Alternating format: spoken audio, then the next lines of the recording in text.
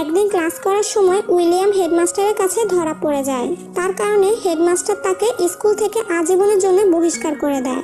অন্যদিকে উইলিয়ামের বাবা তাদের গ্রামের প্রধানের সাথে আলোচনা করে যে বন্যা আর খরার কারণে তাদের যে ক্ষতি হয়েছে, তারা যদি খুব শীঘ্রই সরকারের কাছ থেকে অনুদান না পায় তাহলে দুর্ভিক্ষে তাদের না খেয়ে মরতে হবে।